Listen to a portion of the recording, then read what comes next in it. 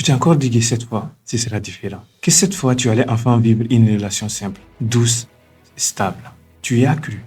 Tu t'es investi. Tu t'es adapté. Parfois même, tu t'es oublié. Et puis un jour, ça recommence. Les doutes, les excuses, le silence qui s'est installé. Et toi, encore une fois, tu sens que tu es en train de retomber dans la même histoire. Une autre personne, mais le même malaise. Et à force, tu finis par te demander, est-ce que c'est moi le problème? Pourquoi est-ce que j'attire toujours le même profil? Pourquoi est-ce que j'ai l'impression d'être fait pour l'amour, mais je ne tombe jamais sur la bonne personne? Dans cette vidéo, je veux qu'on aille voir ce qui se cache derrière ces schémas qui se répètent. Parce que non, ce n'est pas le hasard.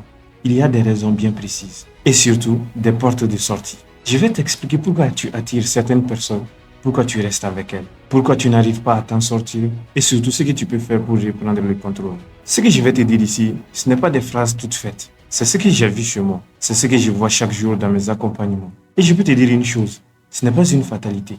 Mais il faut d'abord comprendre ce qui se joue en profondeur. Ce n'est pas l'amour qui te retient, mais le connu. Dans les premières années de ta vie, ton cerveau ne fait pas la différence entre ce qui est sain et ce qui est toxique. Il enregistre simplement. Voilà ce que c'est qu'une relation proche. Si tu as grandi dans un environnement où l'amour venait avec des conditions, où il fallait être sage pour mériter un câlin, cacher ses émotions pour être valorisé, ou subir le silence quand tu faisais une erreur, alors le schéma s'ancre. Et une fois adulte, ce n'est pas envers ce qui est bon pour toi que tu te diriges, mais vers ce qui ressemble à ce que tu as connu. Parce que ton corps le reconnaît, parce qu'il se sent chez lui, même si c'est chez toi est inconfortable. C'est pour ça qu'une relation saine, douce et respectueuse peut parfois t'ennuyer ou même t'angoisser. Parce que ton système nerveux, lui, ne reconnaît que les chaos. C'est souvent le cas de nos schémas répétitifs. On rejoue un schéma du passé en espérant secrètement qu'elle finira autrement. Tu as été blessé par un parent qui ne t'a pas choisi, par une figure d'autorité qui t'a rabaissé, par un premier amour qui t'a quitté brutalement. Et au lieu de penser la blessure, tu l'as laissée ouverte en espérant qu'un jour quelqu'un viendrait la refermer.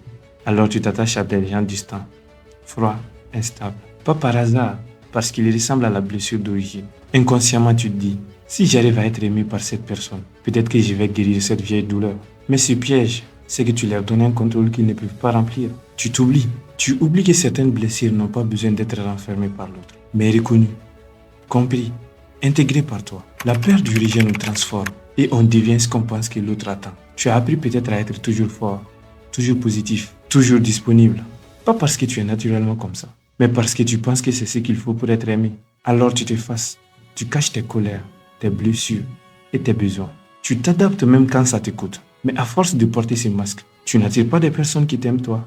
Tu attires ceux qui profitent de ce masque, qui s'y sentent à l'aise, parce qu'ils ne les confrontent à rien. Le problème, ce n'est pas que personne ne t'aime, c'est que personne ne peut aimer ce que tu caches. Et plus tu t'enfonces là-dedans, plus tu ressens ce vide. Pourquoi je me sens seul, même en couple? Pourquoi j'ai l'impression que personne ne me voit vraiment?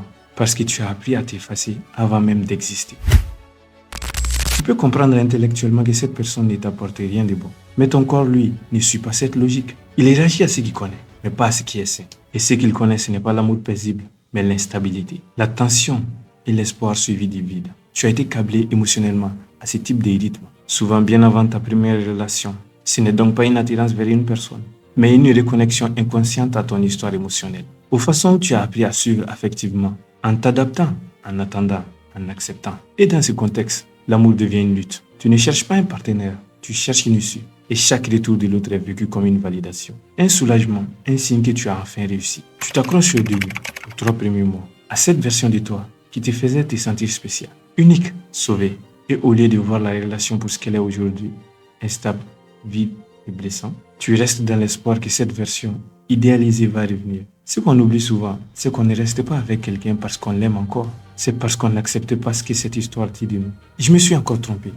J'ai donné à quelqu'un qui ne m'aime pas. C'est dur à regarder en face. Alors on préfère rester, espérer, sauver, plutôt que d'admettre qu'on s'est oublié. Quand tu recommences à te dire, c'est peut-être moi qui en demande trop. Quand tu justifies les absences, les silences, les humiliations, quand tu expliques à tes amis pourquoi ce n'est pas si grave que ça, c'est que la honte a pris le dessus. Et cette honte t'enchaîne parce qu'elle te pousse à rester, à t'excuser d'avoir des besoins, à t'excuser d'avoir mal. Tant que tu restes dans cette posture, tu ne cherches pas à te protéger. Tu cherches à être pardonné, d'exister. Une cliente que j'ai accompagnée me disait en larmes, je sais qu'il ne m'aime pas vraiment. Il est froid et distant sans prévenir. Il me critique tout le temps, mais quand il revient, j'ai l'impression d'exister à nouveau. Et ce n'est qu'au bout de plusieurs séances qu'on a mis des mots sur ce qu'elle vivait vraiment.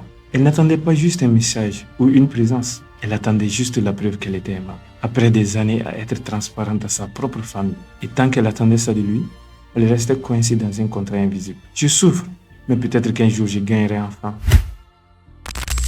Tu ne retombes pas toujours sur les mêmes personnes parce que tu es naïf, trop bon ou faible. Tu y retombes parce que tu es humain et parce qu'il y a des douleurs anciennes, profondes et ancrées que tu n'as jamais eu le droit de regarder en face. Tu t'es construit avec l'idée qu'il fallait supporter pour mériter, t'adapter pour être aimé, te taire pour ne pas perdre l'autre. Et dans ce silence, tu as fini par croire que l'amour c'est ça, l'effort, l'attente, la lutte. Mais ce que tu appelles l'amour aujourd'hui n'est peut-être qu'un mélange de peur, de manque et d'habitude. Et c'est pour ça que tu tournes en rond, parce que tu ne mérites pas d'être aimé, mais parce que tu cherches l'amour là où il n'a jamais été vraiment.